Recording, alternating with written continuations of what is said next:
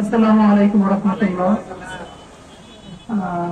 মানে আপনাদের এখানে যখন ঘটনাটা ঘটে তখন তো আমরা আসলে ক্যাম্পাসে ছিলাম না, এবং আপনারা দেখেছেন যে এটার সাথে সাথে আমরা প্রতিবাদ জানিয়েছি এবং সন্ধ্যায় বিক্ষোভ মিছিল করেছি, মশাল মিছিল করেছি, আপনাদের এখান পর্যন্ত এসেছি। কিন্তু আসলে এগুলো কোনোই কাজের কাজ না, এগুলো আমরা আমাদের জায়গা থেকে করেছি। আমি আমার ব্যক্তিগত জায়গা থেকে একটু বলি যে আমার বাবা একজন মাদ্রাসার ভাইস প্রিন্সিপাল ছিলেন, এবং আমার পরিবারের মানে আমরা নিজেরাও সবাই মাদ্রাসায় পড়েছি, এরপরে ঢাকা বিশ্ববিদ্যালয়ে পড়েছি।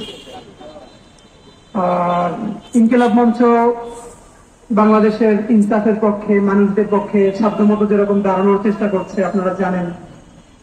এবং আজকে আমরা খুব ভাগ্যবান যে অবহেলিত মানুষগুলোর নিয়ে কেউ কথা বলে না, এবং বলাটাও মনে করে যে এক ধরনের সমস্যাজনক। আলহামদুলিল্লাহ আমরাই আজকে সর্বপ্রথম এইটার বিরুদ্ধে মিছিল হওয়া দরকার, প্রতিবাদ করা দরকার, সেই কর্মসূচি দিয়েছি। এবং সেটা দেওয়ার ফলে আলহামদুলিল্লাহ যেটা লাভ হয়েছে, আরো অনেকেই সেটা দেখে দেখি অ্যাক্টিভ হয়েছে। তো এই হওয়াটা আনন্দদায়ক। মানে এটা শুধু আমরা করবো সেটা না, কিন্তু কাউকে না কাউকে তো শুরু করতে হয়। আপনারা জানেন গত কয়েকদিন আগে একজন ডাক্তার ভাইকে পুলিশ যেভাবে মিথ্যা মামলায় গ্রেফতার করেছিল, ইনকিলাব মঞ্চ সোচ্চার হয়েছে, তারপরে ডাক্তার থেকে শুরু করে সবাই সোচ্চার হয়েছে, সরকার বাধ্য হয়েছে তাকে জামিন দিতে। আমরা আপনাদেরকে বলতে চাই, আসলে আপনাদের সামনে বলার ভাষা এই জন্য নাই, আমি এখানে তাকাইলে দেখতে পাই আমার আব্বা বেঁচে নাই। আমার আব্বা চাকরি থাকার 2 বছর অবস্থায় ইন্তেকাল করেছেন, তখন আমরা বিশ্ববিদ্যালয়ে পড়ি। আর সাদা টুপি, সাদা দাড়ি। তো আমি তাকাইলে দেখতে পাই যে আমার বাবার মতো অসংখ্য মানুষ। আপনাদের তো বাসায় এখন থাকার কথা বিশ্রামে, আর আপনারা এমন একটা দাবিতে রাজপথে আছেন যে বেতন বাড়াতে হবে সেইটাও না, আপনাদের প্রমোশন দিতে হবে সেইটাও না। যাদের তারিখ থেকে গেছে আমি আপনাদের গল্প জানি, যে আপনারা হয়তো কেউ 20 থেকে 25 বছর আগে স্বতন্ত্র ইত্তেদায়ীতে খেদমত করতেছেন, 30 বছর ধরে খেদমত করতে করতে এখন অনেকে রিটায়ারমেন্টের বয়স হয়ে গেছে। এই প্রোগ্রামে আসার জন্য গত 10 বছর ধরে আপনারা প্রোগ্রাম করেন, প্রেস ক্লাবে আসেন, আত্মীয় স্বজন সবার কাছ থেকে প্রতি বছর 1-2 হাজার টাকা প্রতি মাসে ধার আনেন, মনে করেন যে এইবার সরকার করবে, কিন্তু সরকারও করে না, আত্মীয় স্বজনের টাকাটাও আপনি ফেরত দিতে পারে না, আর আপনার এখন কেউ আপনাকে ধারও দিতে চায় না।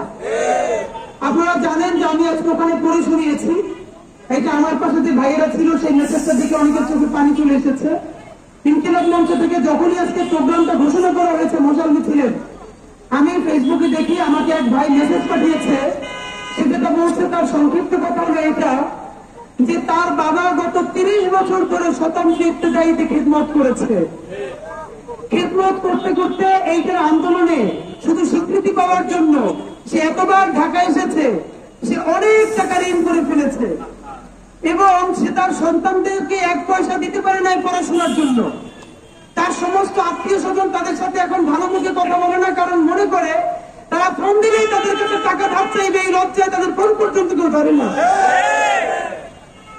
এই মুরব্বী জানতেন যে এইটা কোনদিন হবে, এই জানা অবস্থায় গত বছর তিনি ইন্তেকাল করেছেন।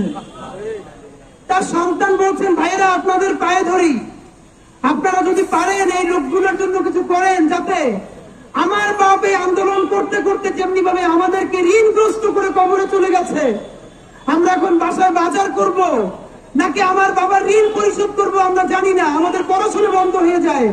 সুতরাং এই মুরব্বীরা আমার বাপের মতো ঋণগ্রস্ত হয়ে কবরে যাওয়ার আগে যেন তাদের একটা ব্যবস্থা হয়, প্লিজ আপনারা তাদের পক্ষে দাঁড়ান। আমরা আল্লাহর সাক্ষী রেখে বলছি, আমাদের সংগঠনের নাম হবে কি হবে এইটা আমরা এর জন্য আসি নাই। আমরা শুধু আমার জায়গা থেকে বলি, আমি চিন্তা করছিলাম যে আমার বাবার মতো একজন মানুষ যাকে আমরা চিকিৎসা দিতে পেরেছি অসুস্থতার সময়, আর সেই বয়স্ক মানুষের আজকে এখানে পড়ে আছে, তার সন্তানদের দায়িত্ব পালন তো দূরের কথা, তার ফোনটা পর্যন্ত কোনো আত্মীয় স্বজন রিসিভ করে না। ঢাকার রাজপথে পুলিশ তাদেরকে কোন সাহসে তাকে বেতন দিতে পারে না, তাকে তো বললেই এখানে আটকে দেওয়া যায়। এই শিক্ষকরা, এই গরিব শিক্ষকদের গায়ে এই শক্তি নাই যে ব্যারিকেড ভেঙে যমুনায় চলে যাবে, এটা আমরা জানি।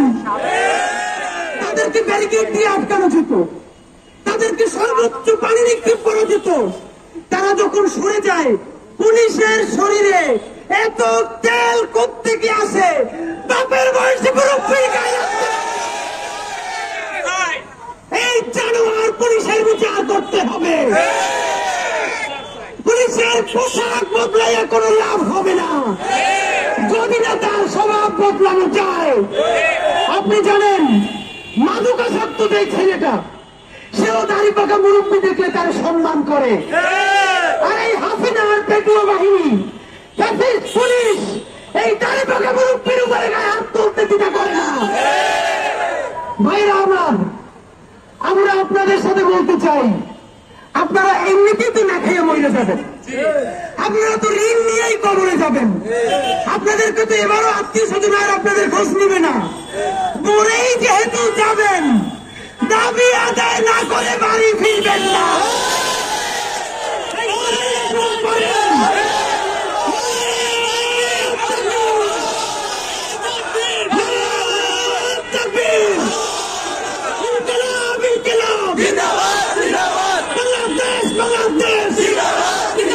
শিক্ষকের গায়ে হামলা কেন? প্রশাসন জবাব দে। আমার ভাই আহত কেন? আমার বাবা আহত কেন? আমার বোন আহত কেন? ইত্তেদায়ী জাতীয়করণ, ইত্তেদায়ী জাতীয়করণ। ভাইরা আমার, আপনারা কি এখানে কেউ আছেন যে আপনারা রাষ্ট্রের ভেট দেন না? কেউ আছেন? ট্যাক্স দেন না এমন কেউ আছেন? তাহলে আপনারা সবাই রাষ্ট্রের মালিক, কারণ আপনারা ভ্যাট ট্যাক্স দেন।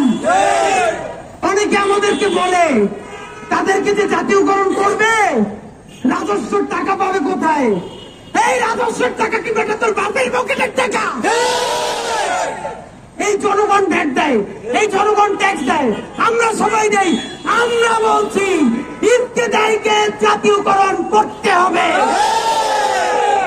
2013 সনে 23,000-এর বেশি রেজিস্টার্ড স্কুলকে জাতীয়করণ করা হয়েছে। 26,000 স্কুল রেজিস্টার্ড করা হয়েছে। তাহলে রেজিস্টার্ড স্কুলে যারা পড়ে তারা আমাদের বাবা মা, ভাই বোন, বাচ্চা। মাদ্রাসার ছাত্ররা কি আমাদের বাচ্চা না? মাদ্রাসার শিক্ষক, মাদ্রাসার ছাত্ররা কি রাষ্ট্রকে ভ্যাট ট্যাক্স দেয় না? রেজিস্টার স্কুলকে জাতীয়করণ করার সময় কি জিজ্ঞেস করা হয়েছিল রাজস্ব আসবে কোত্থেকে? যদি জিজ্ঞেস না করা হয়, তাহলে সারা দেশে তো আর 1 লাখ ইত্তেদায়ী প্রতিষ্ঠান নাই, 50,000-ও নাই। তাহলে অন্তত শুরুটা করেন, প্রত্যেকটা উপজেলায় অন্তত একটা দিয়ে শুরুটা তো করেন। আপনারা চাইতেছেন সবাই 5 জন ধরেন, 10 জন ধরেন, এই জনগণের সরকারও যদি শুরু না করে তাহলে কে করবে আমাকে বলেন? সুতরাং আমাদের উচিত আজকে সারা রাত আপনাদের সাথে থাকা, কিন্তু আমাদের অত্যন্ত দুর্বলতা যে স্টলের বই মেলার কারণে আজকে সারা রাত জেগে জেগে আমাদের অফিসে আমাদের বই মেলায় বইয়ের কাজ করতে হবে। ইনশাআল্লাহ রাত 3টায় যদি খবর পাই একটা চুলের আচরণ আপনাদের গায়ে পড়েছে, সারা ঢাকা ফাটাই ফেলবেন ইনশাআল্লাহ। আপনারা সুশৃঙ্খল ভাবে, শান্তিপূর্ণ ভাবে এইখানে আন্দোলন করবেন। খেয়াল রাখবেন মধ্যে যেন কোনো সন্ত্রাসী এসে কোন শৃঙ্খলা কর্মকাণ্ড করতে না পারে। 2টা কথা বলবো আন্দোলনের জন্য, আপনারা একা একা এখান থেকে কেউ দূরে যাবেন না। ভাইরা আমার, এই আন্দোলনকে নষ্ট করার জন্য অনেক ষড়যন্ত্র হবে। সুতরাং রাষ্ট্রবিরোধী কোন কর্মকাণ্ড আপনাদের মধ্যে যেন কেউ করতে না পারে, সজাগ থাকবেন। একা একা কেউ কোথাও যাবেন না, 3 জন 4 জন করে যাবেন। মনে রাখবেন কিনা? এবং এইখানে শান্তিপূর্ণ উপায়ে আপনারা অবস্থান গ্রহণ করবেন। আমরা ফাঁকে ফাঁকে আসবো। সবচেয়ে ভালো লাগতো আজকে যদি আমাদের টাকা থাকতো, অন্তত আজকে ডাক্তার আপনাদের যদি একটু আপ্যায়নের ব্যবস্থা করতাম। বাবারা, এই টাকা আমাদের নাই, আমাদের জন্য আপনারা আমাদেরকে মাফ করেন, আমাদেরকে আপনারা মাফ করেন। আপনারা বরগুনা থেকে আসছে, মানুষ সিলেট থেকে আসছে, আপনাদেরকে একবেলা আমরা একটু খাওয়াইতে পারলে আমাদের ভালো লাগতো। খাওয়াইতে পারি না পারি দোয়া করেন এই ছেলে মেয়েগুলোর যেন আল্লাহ যতদিন বাংলাদেশ থাকে ততদিন যেন ইসলামের পথে সংগ্রাম করার তৌফিক দেয়। আপনাদের দাড়ি পাকা মুরব্বীদেরকে নিয়ে একটু দোয়া করতে চাই, করবো? আমাকে সন্তান হিসেবে আপনারা অনুমতি দিবেন? আল্লাহুম্মা আমিন। আল্লাহুম্মা সাল্লি আলা মুহাম্মদ ওয়া আলা আলি মুহাম্মদ ওয়া আসহাবিহি আজমাইন। রব্বানা যালামনা আনফুসানা ওয়া ইন লাম তাগফির লানা ওয়া তারহামনা লানাকুনান্না মিনাল খাসিরিন।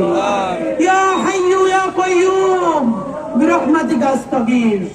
ইয়া হাইয়্যু ইয়া কাইয়্যুম বিরহমাতিকা আস্তাগীথ। ইয়া আল্লাহ, আসমান থেকে একটু এখানে তাকান আপনি। আল্লাহ, আল্লাহ, আমরা ছাড়াও লক্ষ কোটি মানুষ আছে যাদেরকে আপনি আল্লাহ রহম করতে পারেন। আল্লাহ, আপনি কারো মাফ করবেন, কারো রহম করবেন, আপনার তো কারো জিজ্ঞেস করা লাগে না। আল্লাহ, এই আরশের কসম, আপনার ইজ্জতের কসম, আপনি ছাড়া আমাদের আর কোনো আল্লাহ নাই, আপনি ছাড়া আর কেউ আমাদের দেহের মালিক নাই। আল্লাহ, এমন রাষ্ট্র আমরা বানাতে পারি নাই যে এই রাষ্ট্রের পুলিশ বাপের বয়সে দাঁড়ি পাকা মানুষগুলো দেখলে আল্লাহ গায়ে হাত তুলবে না, সম্মান করবে। আল্লাহ, সেই রাষ্ট্র আমরা বানাইতে পারি নাই। আল্লাহ, আমাদের প্রোগ্রামে গিয়ে আজকে এক মা কান্না করে বলতেছে পুলিশ তাকে আহার উপরে এমন পিটান দিচ্ছে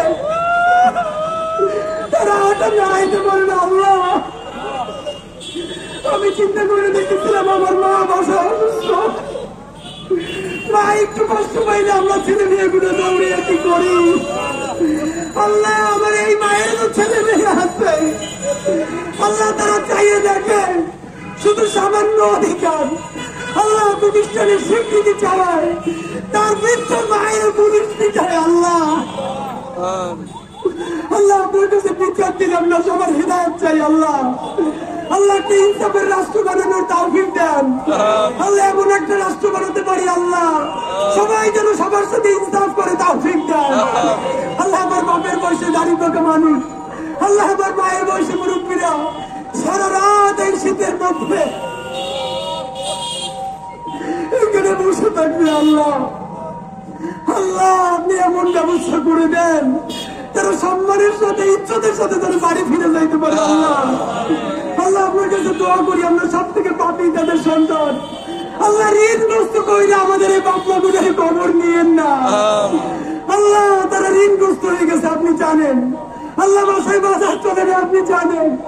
আল্লাহ, বাচ্চাদের বেতন দিতে পারেন না, আপনি জানেন। আল্লাহ, আত্মীয় স্বজনরা তাদের খোঁজ দেয় না, আপনি জানেন। আল্লাহ, আপনি সেই আল্লাহ, দুনিয়ায় যার কেউ নেই। আল্লাহ, আপনি তার আল্লাহ। আল্লাহ, এই রাষ্ট্রকে আল্লাহ আমাদের এই বাবা মা ভাই বোনদের এই যৌক্তিক দাবি মেনে নেওয়ার তৌফিক আপনি দেন। আল্লাহ, রাষ্ট্রকে সাহায্য করেন। আল্লাহ, আমাদের বাবা মাদেরকে সাহায্য করেন। আল্লাহ, তাদের কষ্ট লাঘব করে দেন। আল্লাহ, তাদের যৌক্তিক দাবি ফায়সালা করে দেন।